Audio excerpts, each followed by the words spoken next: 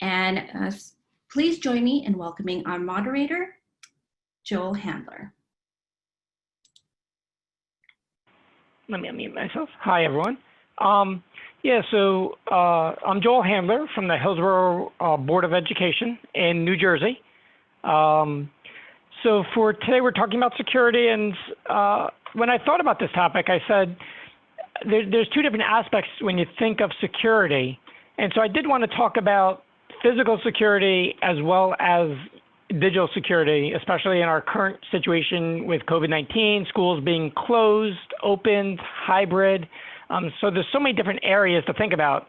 Then there's personal security, in so many different aspects. So kind of laying out who I am in terms of the Hillsborough Board of Education. We have 9 schools. We're fairly large in New Jersey. We're 7,400 students, K-12 district. We have 6 elementary schools, but then they all feed into a 1,200 student 5-6 building, and then that feeds into another 1,200 student 7-8 building, middle school, and then we have one large high school with about 2,400 students. So kind of in thinking back to March when we went hybrid, our buildings kind of went into dormant state, right? Nobody was in the buildings. Buildings were completely closed off. Our tech department was even kind of, no one's in the buildings, period. Then come around May or so, tech started coming into buildings on a very, very limited basis. We were allowed to. And so then all of a sudden we started noticing we had to think about securing staff even, right? We had students coming in who needed devices. We needed to deploy devices. How do we do that? So when we looked at the other thing that happened too while we were gone, buildings were empty. And so people who didn't necessarily, we had some vandalism going on, so we had our security surveillance system. We also had staff trying to get into door access. So these were all areas that we had to kind of think about in terms of securing our facilities. So one of the things I wanted to kind of bring up was when we looked at how we're exchanging devices, in this kind of day and age, we were doing very similar to what a lot of people were doing, where student comes in, a parent comes up with a student, maybe if they had a broken device, or a teacher. We would kind of put out bins outside, ask them to drop their device in that bin. Then we would kind of, very carefully taking devices, put them on a table and say, you can take that device and leave now, very social distancing. And we said, this is going to continue for a while. How can we streamline this so that it's, not they're waiting, and then we would have parents say, oh, I'll be there at 10. Well, they didn't show up, and then we would have to kind of make an appointment for them next week. So one of the things we did in terms of thinking about this, how can we get devices to families and collect broken devices in a touchless environment? We found that there's several companies out there that do secure lockers. I wonder if I can share this real quick.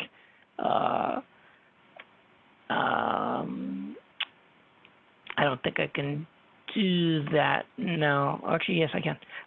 But we're in the process now of setting up these secure lockers, which, how do I get that up? I'm sorry, I should have had that picture kind of there and shared, but I didn't. Here it is. Okay. So if I do that, let me try sharing this again. It should be.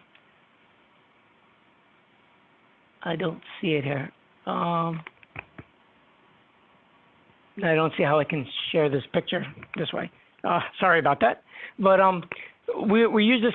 We found a company, Bradford, who makes secure lockers, very similar to kind of the Amazon lockers, where a student can go up, enter a PIN code, and the assigned locker to them will open. They can then put their broken device in, grab a repaired device, and then be able to kind of, leave. And then my tech can come at a later time and grab that broken device, repair it, and so forth. So that was one of the things we kind of looked at, and it's kind of changing the way we're going to start doing our repair services now and maintaining our fleet. Kind of flipping gears from physical security to technical security or IT security. What we're finding is a lot of, obviously, everyone's starting seeing this spam uptake. we've been doing a lot of training for our staff, trying to get them to understand what is spam. We use Google for our email. So Google does a pretty good job in identifying spam. However, we find, stuff still gets through. So we've been working very closely with our staff and looking at ways to train them up, looking closely at links before they click on them. Now and then we will send our own fake ones, and then if they do follow the links, we kind of tell them, hey, that was actually spam. You should have kind of watched for that. And we'll send them from random email addresses that are on the internet, but we'll spoof a name, which is very common. One of the things we did was early on was put in some of the DNS tools, and MX record protection tools that are out there, the SFP records. So that has definitely helped. We started this spring using SysCloud to help monitor for data leakages in our Google infrastructure and email. So for example, anyone who is emailing social security numbers a big thing that happened this spring was when we went virtual, some special ed staff would start emailing confidential IEP information. So we said, you really can't be putting that into an insecure email. So we started looking for keywords in emails and kind of flagging those on the IT side. And then, going back to that staff member and kind of helping train them up or remind them of the training they've had that this is not the platform to send that, have them go through our IEP platform to see any documents and so forth. This fall, we're actually going to be implementing the new Google Enterprise Suite, which in itself has some more security tools built in that's going to allow our operations team to dig in even deeper into what's going on in our network and helping us, make sure we kind of maintain a good level of security. So that's kind of where we're coming from here in Hillsborough. Tom, I'll kind of throw it over to you a little bit to kind of introduce yourself and maybe give us a little background from your perspective. Hi, I'm Tom Ingram. I'm from the Escambia County School District in Pensacola, Florida. We have about 40,000 students, about 60 schools. And I was mainly going to just share some of our experiences from the remote learning that we did in April and May. We felt like we were in pretty good shape compared with many people that I've talked to, in that we were already issuing Chromebooks to students in grades 3 through 12. And so all of our students in grades 3 through 12 had Chromebooks with them when we started our remote learning experience. We had adequate numbers of older Chromebooks to issue to any students in grades K through 2 who needed a device to use at home.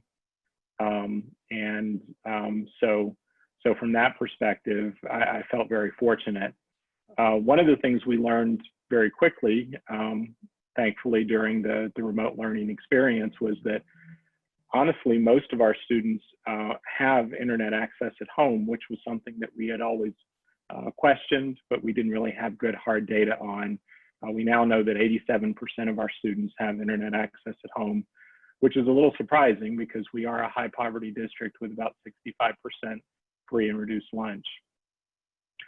But we're thankful that we do have that number who are already connected. So our teachers and administrators typically have devices that the district issues to them, but most of our educational support personnel do not have devices issued to them. And of course, everyone was doing remote work during April and May. And we were a little disturbed when we noticed that about 100 of our employees were regularly connecting to our enterprise systems and thinking our student information system, our finance and human resources system, with unsupported operating systems. And that was a big concern for us when we recognized that was happening. Mostly older Windows operating systems, but I mean, definitely systems that couldn't be patched for security vulnerabilities. So that was a big concern for us in the remote work period. We had also just implemented the Gmail solution for our email, and we had just turned on data loss prevention right before this occurred. And we were a little stunned at the amount of personal information that our employees were emailing to each other, and even outside the district. And so our security team spent a lot of time during April and May individually contacting these employees who were connecting from these unsupported systems, as well as responding to all of the data loss prevention flags that were indicated in our email system. So as a result of that experience, we've decided to do a number of things for the future. All of our employees came back to work full-time at work on June 1st. So we no longer have the remote connectivity problem that we were seeing before with those unsupported operating systems. But we have alerted all of our leaders that if they do have employees that need to work remotely in the future, that they need to make sure that they're issued a device from the student or from the school, even if it's a Chromebook. And we, as I said, we have a large number of older Chromebooks that we use for spares. And so this is certainly a possibility for most of our schools and for many of our district offices as well. And so we've tried to make sure that we really push that home to our school and district department leaders. We've also modified our policies to explicitly let our users know that although they can download data from our enterprise systems, I'm thinking our student information system here, again, our human resource and finance system, that they may not do that on personally owned devices. And this is an issue, again, that we noticed. People downloading data from the student information system and emailing it to someone. So we've made a real push to let people know that does not meet our requirements as far as data privacy goes, and that they may not do that on personally owned devices. We did talk to our superintendent about that to see if he wanted us to in some way turn off the ability for download, and we decided not to do that. We felt like that would inhibit our employees' productivity too much, but we really wanted to make a big push to ensure that employees understood that was not something that was allowed.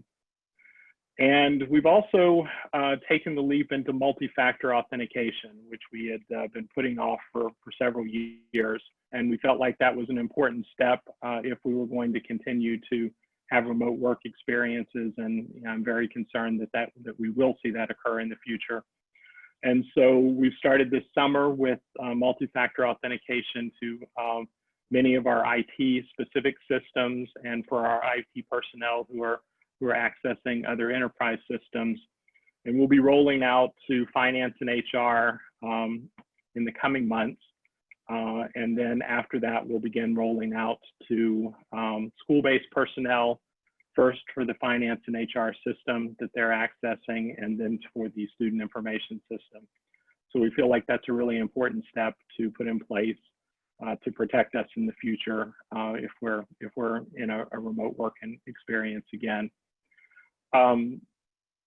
I think it was a real eye-opener, some of the things that we noticed that we do not see when we hadn't been in the remote work experience. So it gave us some real opportunities for growth.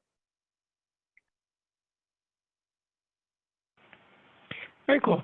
Yeah, so we kind of piggybacking on what you said there, Tom, we had done two-factor authentication in our district for administration. So all administration had two-factor authentication enabled, and that was a requirement we did last summer, which kind of helped us as we went virtual. That's great.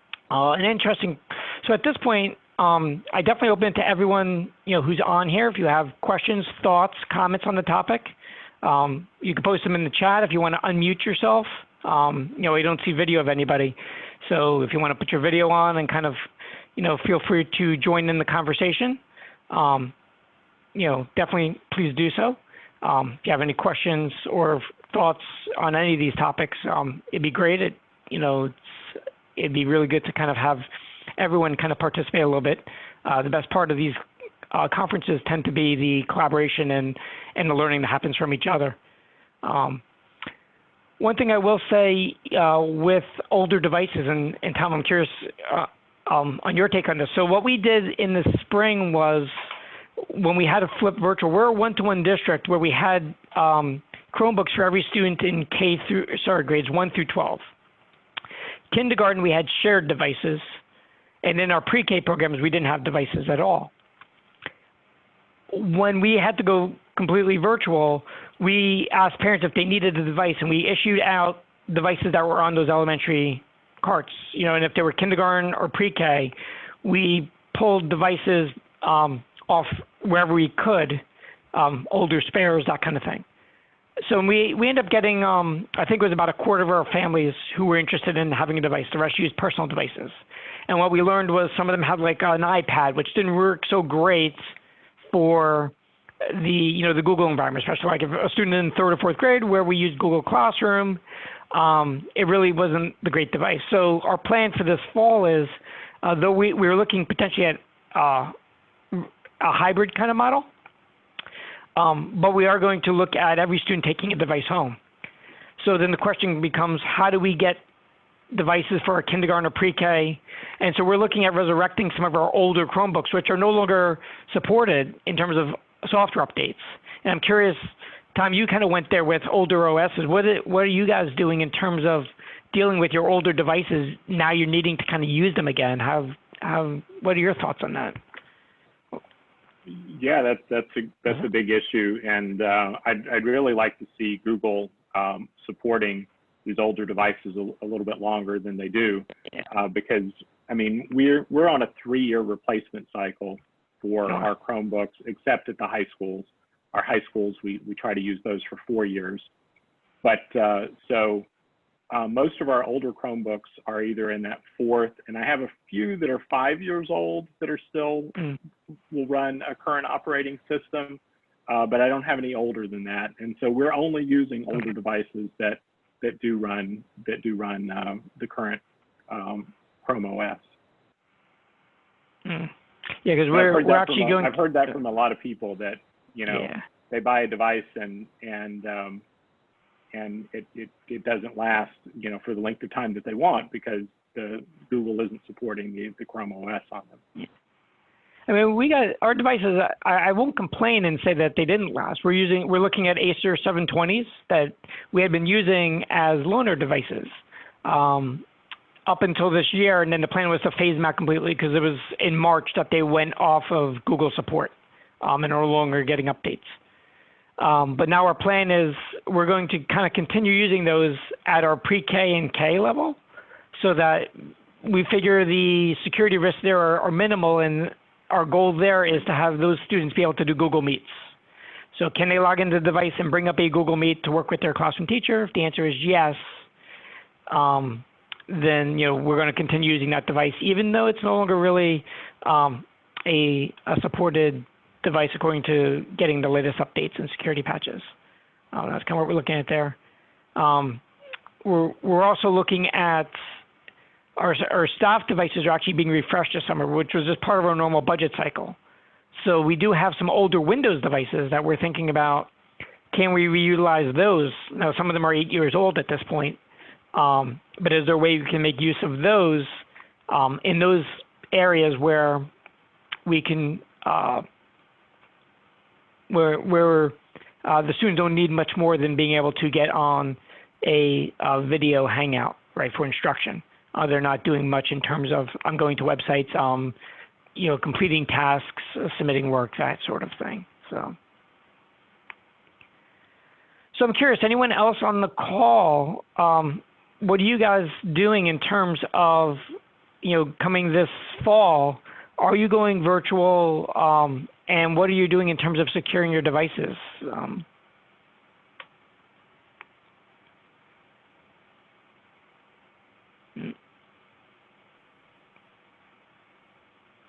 and I can continue talking, but I was hoping to get a good conversation going.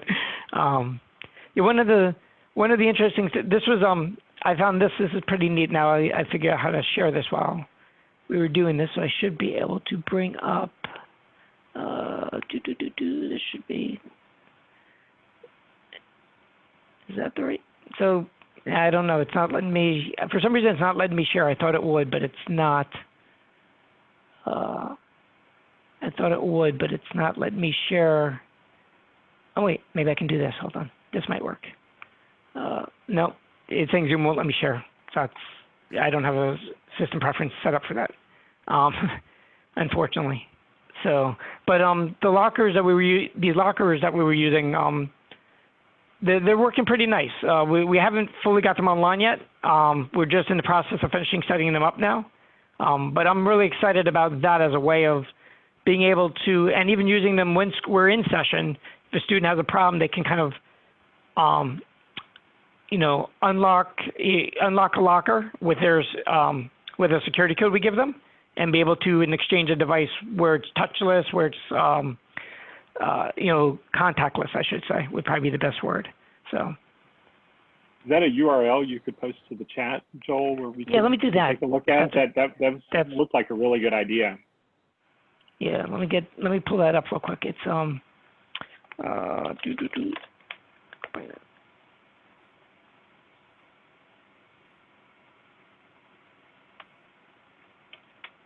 yeah. Let me actually bring up the URL to the actual lockers themselves. So, the company's Bradford that makes them Bradford, I should say. Dealing with the trying to go touchless when you're doing tech support has been a real issue for us, and I know our technical staff has really been frustrated. That they can't go and work directly with the users the way they were accustomed to doing before. Yeah, so I just shared out the link to the Bradford Connect lockers, they call them. Let me see, I might be able to share it now, so let's see if that works. No, I'm still having that issue. But if you click on that link, you'll see, and there was a few other companies we looked at as well.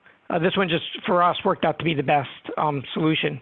And they have the ability to do a security pin that you can assign. And on assign, you can also do an RFID.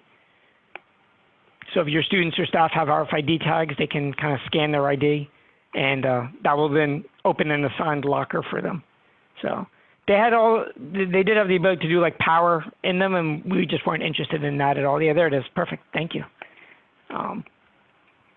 So that's what the lockers kind of look like.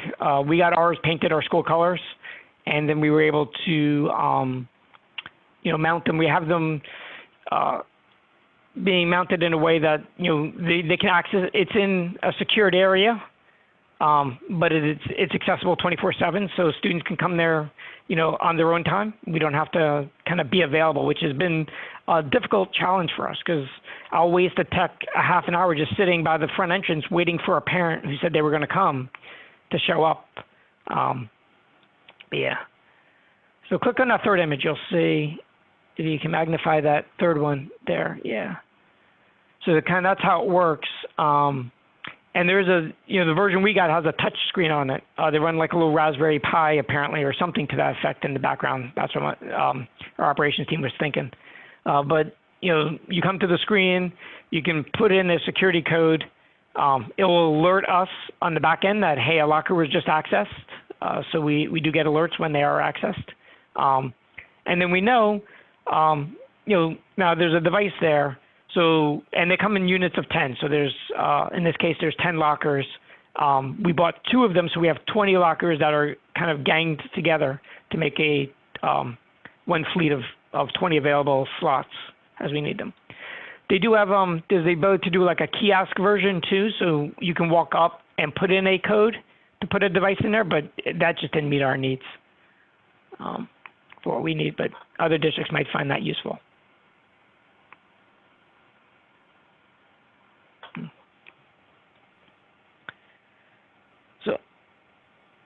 Any other thoughts anyone has in terms of security? Again, I open it to the floor if anybody wants to unmute themselves, to join the conversation or post a question in the Q&A chat. Kind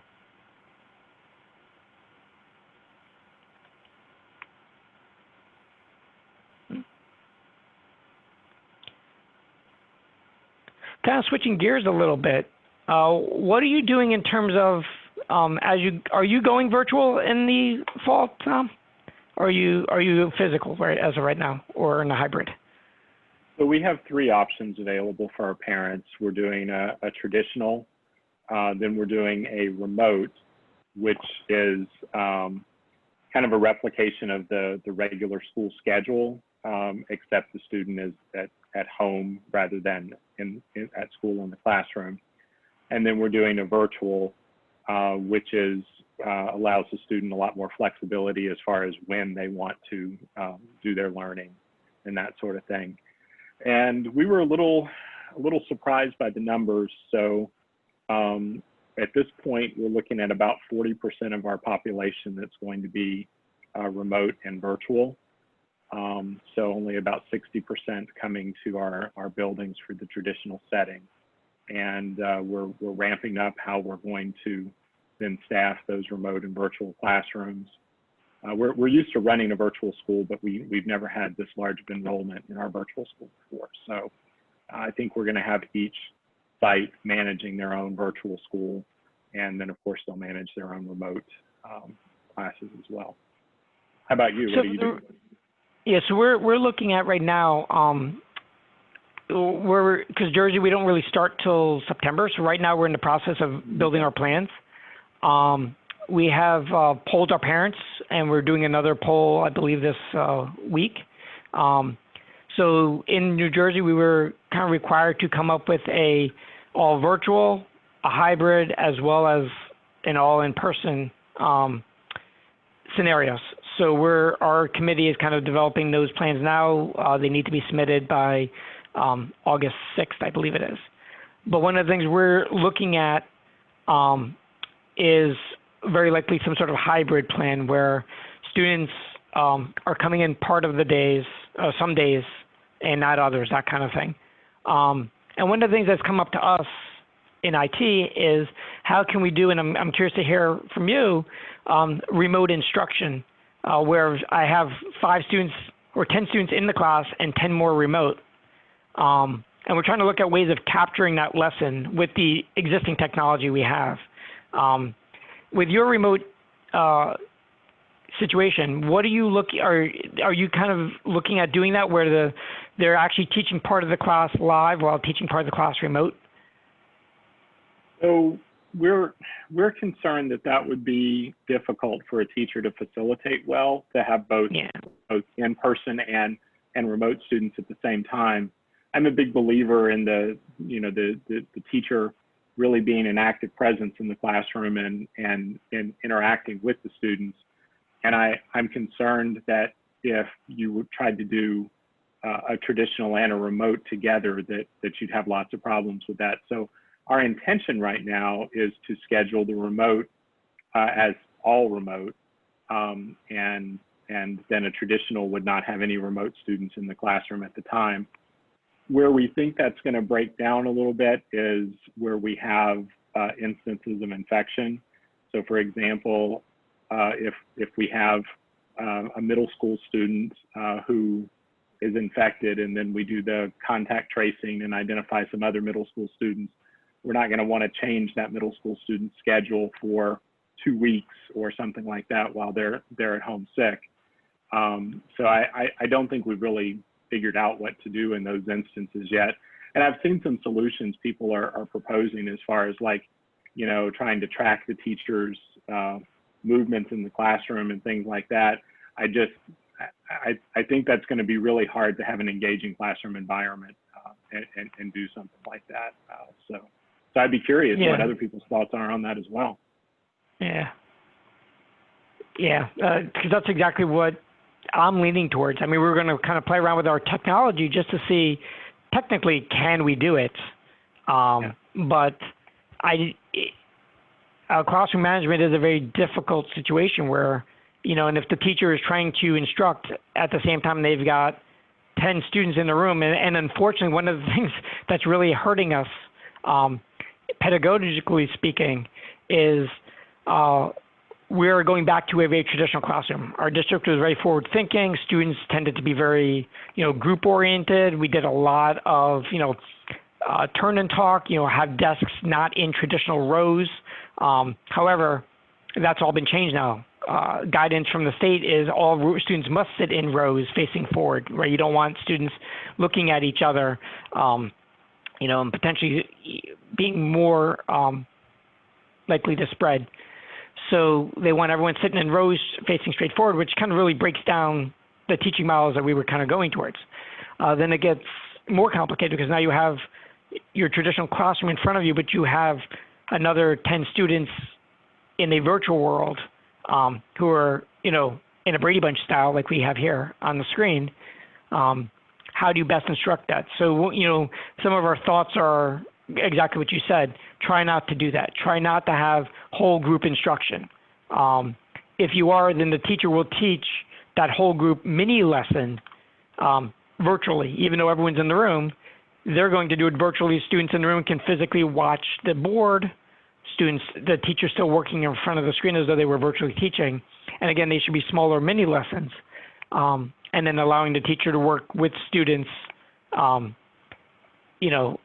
after that in smaller groups.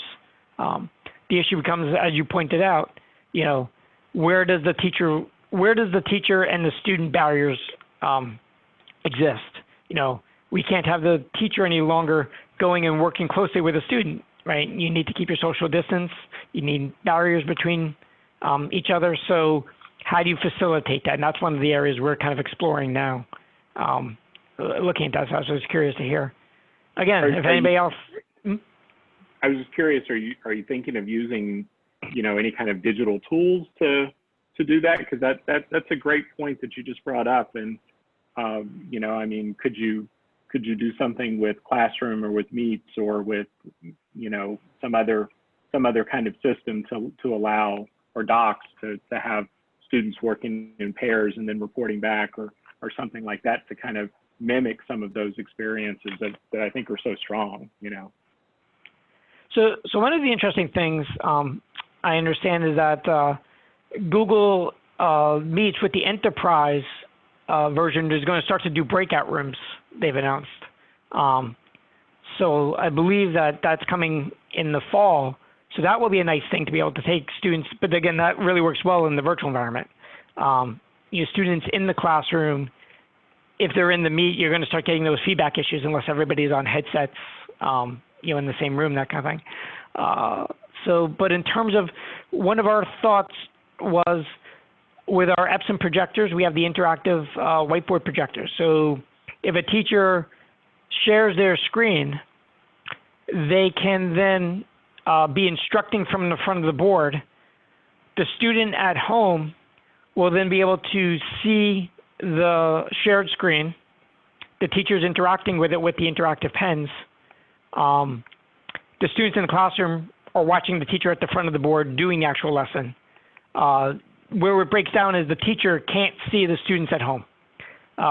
We do have, the student at home can ask a question, and that can be amplified through speakers from the laptop and so forth, so that they can still ask their questions, but you don't have the face-to-face, you seeing how you're reacting, raise your hands kind of thing. And so that's where that kind of breaks down a little bit there. But in terms of doing the whole group instruction, that's the closest we've come to in thinking about it.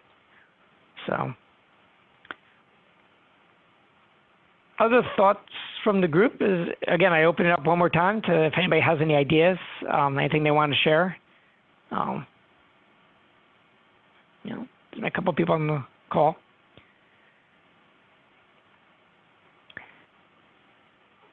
I'm curious, Tom, if you're hitting, so one of the issues we're running into too is our IT department is now being stretched very thin.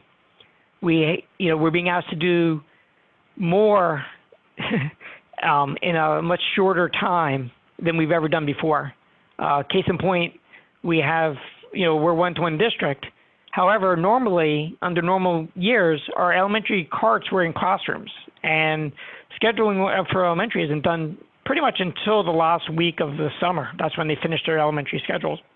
So we would spend the first 2 weeks or so that school started moving that technology between classrooms. And it was kind of handled in the classroom space. So that was a very low task on the IT department.